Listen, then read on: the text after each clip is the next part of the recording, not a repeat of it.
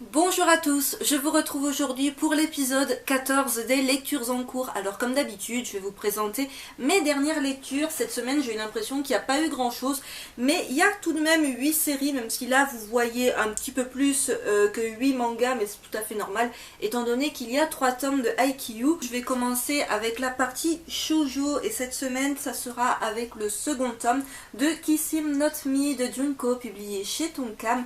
Donc je vous ai présenté le premier tome dans mon book haul du mois de janvier, auquel je vous renvoie si vous ne l'avez pas vu et que vous voulez mon avis à propos du premier tome.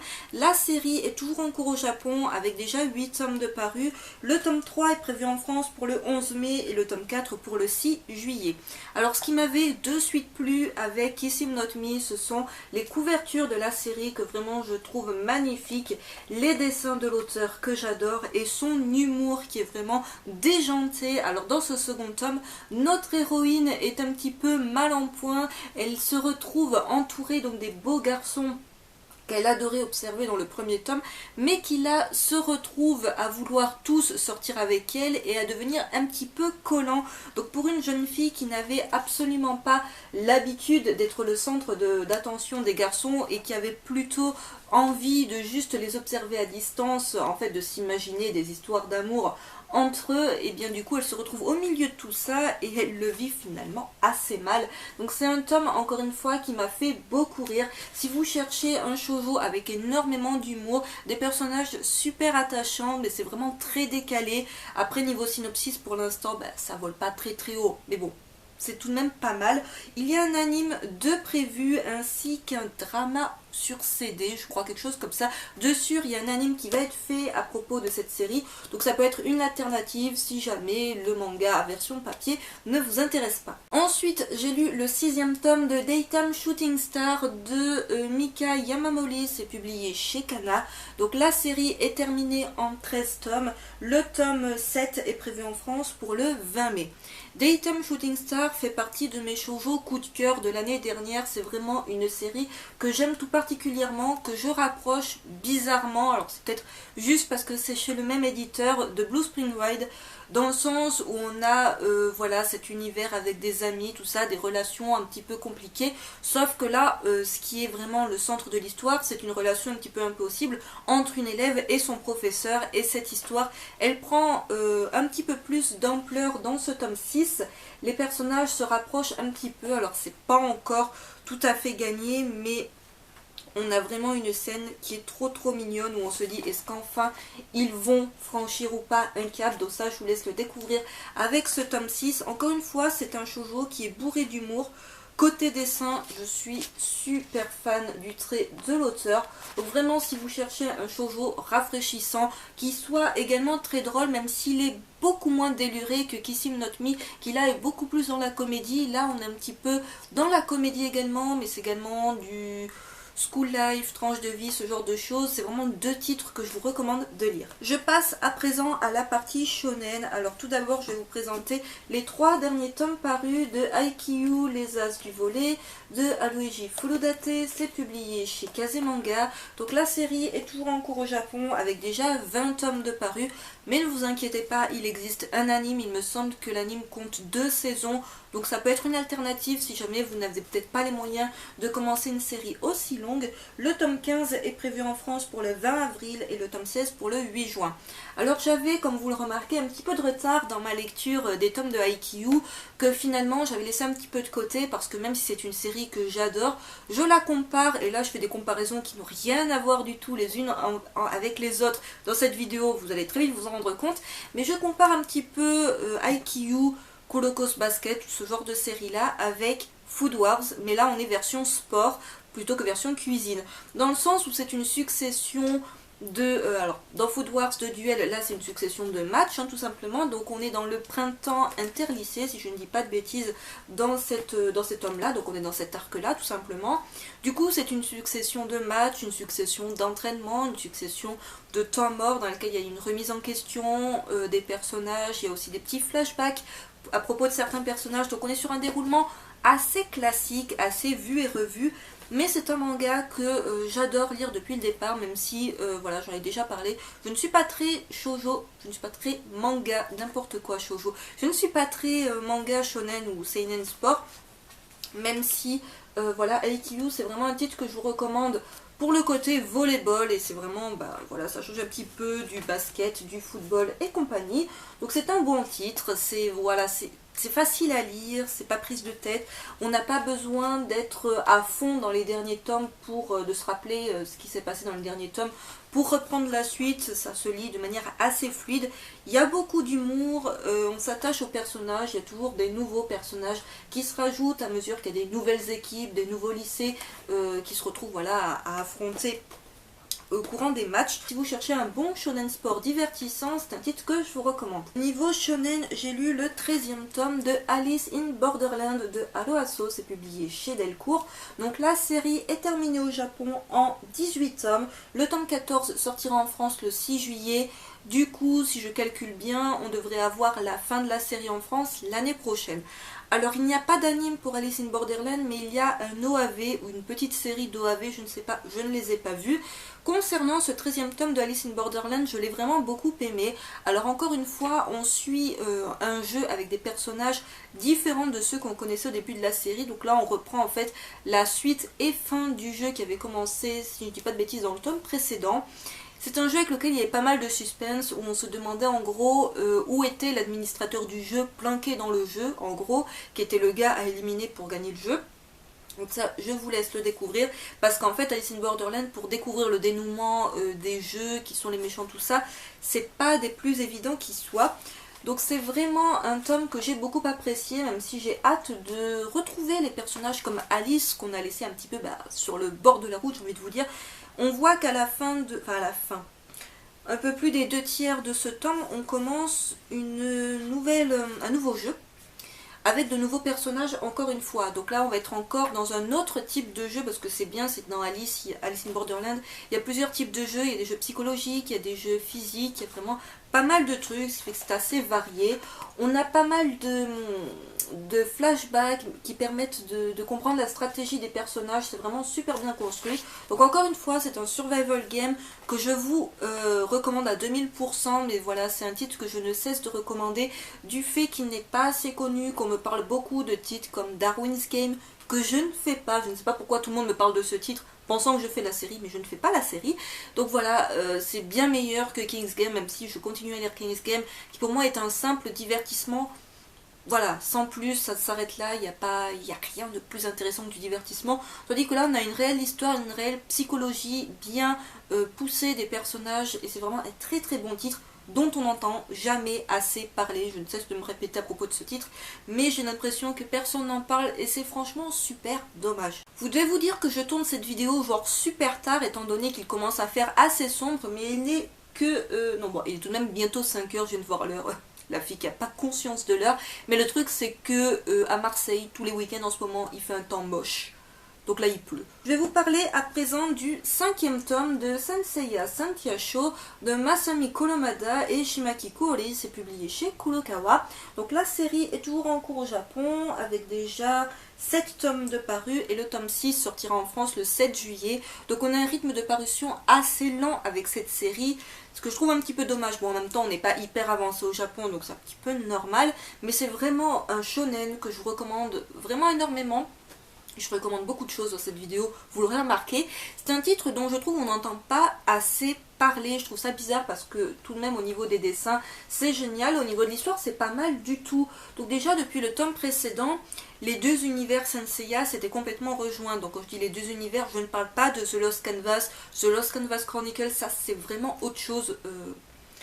Vous mettez ça de côté, c'est super, mais mettez ça de côté. Je parle vraiment du premier univers, donc de Masami Kuromada, la série originale qui a un petit peu pas hyper bien vieilli, on va dire, au niveau des dessins, et l'univers des Sentia. Donc les Sentia, encore une fois, c'est les chevaliers femmes, mais ce n'est pas un shoujo pour autant. Voilà, les deux univers s'étaient complètement rencontrés dans le tome précédent. On retrouvait les anciens personnages de Kuromada avec les nouveaux personnages de Santiacho, et tout collé ensemble dans le sens où Santiacho s'insère dans le récit original de Senseiya. Je sais pas si c'est hyper clair, mais en gros si vous avez lu ce tome là, vous comprenez complètement ce que je veux dire, c'est-à-dire qu'en fait, si vous avez un petit peu en tête l'histoire de... la première histoire de Senseiya, on a l'arc du sanctuaire au début qui est genre super long et super chiant. Mais bon voilà, c'est pas mon arc préféré très clairement, mais vous avez l'arc du sanctuaire où avec les différentes maisons, les différents combats, assez répétitif, et en fait on se rend compte que cet arc là, enfin ce passage là de Senseiya Santiago s'insère complètement au milieu, ou du moins vers la fin, complètement à la fin en fait de l'arc du sanctuaire de Senseiya. Voilà, en gros, si vous avez adoré Senseiya, vous adorez, je pense, découvrir un petit truc qui se rajoute, en fait, tout simplement. Ça n'apporte rien par rapport au récit original, mais je trouve que l'auteur a réussi à immiscer de manière assez cool son récit dans le récit original. Donc je vous montre les pages couleurs qu'on a au début du tome. On a toujours un espèce de petit poster. J'espère qu'on verra quelque chose avec la luminosité. Voilà, j'ai l'impression que je tombe dans le noir, c'est complètement génial. Ensuite, de l'autre côté, on a ceci. Et on a une page couleur là. Donc c'est vraiment superbe. Les tomes sont vendus au prix de 7,65. Mais quand on voit le côté édition de Kurokawa, j'ai envie de vous dire, ça les vaut très largement. Et voilà, et le tome commence comme ceci. Donc j'ai vraiment adoré ce tome parce que voilà, justement, je trouvais que ça collait super bien avec la première série Senseiya. Alors en plus, il y a pas mal de combats, mais pas que. Alors au niveau des combats, je trouve que c'est calqué sur ce que faisait justement Kurumada dans sa première série. Voilà, au niveau des attaques, au niveau de comment les ennemis ou même les héros volent en l'air quand ils se prennent une attaque de plein fouet. Je trouve que c'est assez ressemblant, on reprend vraiment, alors c'est peut-être un hommage, ou c'est peut-être du fait qu'il ait supervisé la série, je ne sais pas du tout. En attendant, c'est vraiment un tome que j'ai adoré. Voilà, c'est vraiment une série que je vous recommande. Et même si vous n'avez rien lu de Senseiya et que vous vous demandez est-ce que je peux commencer cette série, vous pouvez tout de même la lire, même si voilà, vous ne comprendrez pas certaines petites références, ou quand vous allez voir des personnages du passé, ben du coup, vous ne connaîtrez pas leur histoire, puisque si vous voulez savoir leur histoire de manière plus développée, tout ça, bah, il faudra lire la première série Senseiya. Dernier shonen de cette vidéo, il s'agit du 9e tome de Magical Girl of the End de Kentaro Sato, publié chez Akata, dans leur collection What the Fuck. Donc là, il s'agit de la saison 2 de Magical Girl of the End, ça y est, on a attaqué la saison 2. La série est toujours en cours au Japon, avec déjà 11 tomes de parus, et le 10e tome paraîtra en France le 9 juin. Et quand je lis 9 juin, ou quand je lis mois de juillet, j'ai l'impression que c'est dans super longtemps, mais je ne sais pas vous, les 3 premiers mois de l'année, là pratiquement, je ne les ai pas vus passer, du moins les 2 premiers mois et demi, je ne les ai absolument pas vus passer, on est déjà mi-mars, voilà. Donc ce 9e tome de Magical Girl of the End, comme je l'ai dit, c'est le début de la saison 2, avec de nouveaux personnages, mais pas que. Voilà, alors on voyait à la fin en fait du tome 8 qu'on allait avoir une nouvelle saison, une nouvelle saison avec de nouveaux personnages, et en gros limite l'auteur repartait de zéro, un petit peu à la manière de Areadi, et j'avais peur que ça soit un petit peu pareil, genre pour limite on oublie tout ce qu'on a vu précédemment et hop, nouveau héros et nouvel arc, et voilà. Et en fait pas tout à fait, donc je n'en dis pas plus parce que vraiment je vous laisse le découvrir. On a un résumé au début du tome, alors je vous le montre de loin pour pas que ça vous spoil, mais au début de chaque tome on a un résumé comme ça, c'est-à-dire plein d'images recouvertes de texte qui vous résument tous les derniers événements dont il faut se souvenir pour être à jour au niveau lecture. Mais il y a trop d'informations, je trouve, pour le coup. Alors c'est super parce qu'il y a des mangas où vraiment vous n'avez aucun résumé au début des tomes. Je pense notamment à celui-ci que je vais vous présenter juste après. Aucun résumé, du coup bah, vous êtes obligé, si vous êtes un petit peu paumé, de vous relire un petit bout du tome précédent pour vous en rappeler. Là on a un super résumé, on a voilà, les petites fiches personnages en bas. J'adore vraiment quand il y a ça dans les mangas, parce que quand on suit plein de séries, c'est bien d'avoir ces petites piqûres de rappel en début de tome. Mais alors là, pour le coup, je vous le montre de loin, mais je pense que vous en rendez tout de même compte, c'est chargé niveau information. Donc on se retrouve avec des nouveaux personnages, pas que, une histoire qui tourne encore autour des Magical Girls. Voilà, vraiment je vous laisse le découvrir parce que le récit devient complexe, et vraiment ça faisait déjà quelques tomes que la série m'avait un petit peu perdu. J'avais peur avec ce tome 9 de me dire oulala, mais attends, je me rappelle plus de plein de petits détails qui vont peut-être me gêner. Mais finalement ça revient assez vite, et puis de voir ces nouveaux personnages, de comprendre que tout ça est lié à la saison 1, hein, c'est pas vous allez commencer par la saison 2. C'est vraiment lié aux événements de la saison 1, ça va permettre de comprendre certaines choses, certaines origines, certains événements, et Voilà, très très très bon tome, cette saison 2 s'annonce vraiment super bien. Je vais bien évidemment continuer la série jusqu'au bout, je vous la recommande vraiment à 3000%. Tout comme je vous recommande Magical Girl Sight, si jamais vous ne la connaissez pas encore, qui n'est pas du tout un spin-off, qui n'est pas une suite, mais tout simplement une autre série du même mangaka avec pour thème les Magical Girls. Je conclue cette vidéo avec la partie seinen, ça sera tout d'abord avec le 4e tome de Devil's Line de Ryo Hanada, c'est publié chez Kana dans leur collection Big Kana. Donc la série est toujours en cours au Japon avec déjà 7 tomes de parus et au moment où je tourne cette vidéo, je n'ai pas trouvé la date pour la sortie du tome 5 en France. Alors j'ai vraiment adoré ce 4e tome de Devil's Line qui est une série qui encore une fois je rapproche de Tokyo Ghoul. Alors je pense que si vous avez aimé Tokyo Ghoul, vous êtes susceptible d'aimer Devil's Line, même si là on est avec des vampires et non des ghouls, mais voilà, encore une fois, c'est pas des vampires à la Twilight. J'insiste bien, même s'il y a une histoire d'amour entre un vampire et une humaine, on n'est en rien dans une histoire à la Twilight, hein, ne vous inquiétez pas. Il n'y a rien de shoujo, il n'y a rien de romantique, dégoulinant, de bons sentiments, tout ça. On est vraiment très loin du compte, on est vraiment dans un seinen qui est assez sanglant, qui nous parle de vampires, d'une lutte vampire-humain, de vampires contre vampires aussi parfois, de vampires qui essayent de contrôler leurs instincts meurtriers, donc c'est génial. C'est assez violent, c'est assez sanglant, donc c'est vraiment un titre qui porte bien sa classification seinen et qui, encore une fois, voilà, s'il vous plaît, arrêtez de me dire « Ah oui, mais il y a une love story, du coup, ça va toucher plus un public féminin, en plus le vampire est un peu un beau gosse ». Donc certes, ça a l'air d'être un beau gosse, mais quand vous le voyez en mode vampire, il a plus rien de beau gosse. C'est vraiment un très très bon seinen, il y a un cheveu qui se balade, tout va bien. C'est vraiment un très bon titre. J'espère qu'on aura vite la date pour la sortie du tome 5. C'est vraiment une série que j'adore suivre, même si je lui reproche de ne pas avoir son petit résumé au début du tome, qui me permettrait de m'y retrouver quand ça fait un moment que j'ai pas lu les tomes. Donc voilà, une très très bonne série si vous cherchez un seinen qui nous parle de vampires, qui en parle super bien, qui en parle un petit peu à la manière de Tokyo Ghoul, j'ai envie de vous dire, parce qu'on est un petit peu sur du policier, des enquêtes, ce genre de choses. Et avant d'être complètement dans le noir, je conclue cette vidéo avec un dernier seinen. Il s'agit du second tome de One Punch Man de One et Yuzuki Murata. C'est publié chez Kurokawa. La série est toujours en cours au Japon avec déjà 10 tomes de parus. Elle s'annonce comme étant de super longue série. Le tome 3 est prévu en France pour le 9 juin. Et au cas où, si jamais c'est un trop gros investissement pour vous, il y a bien évidemment un anime.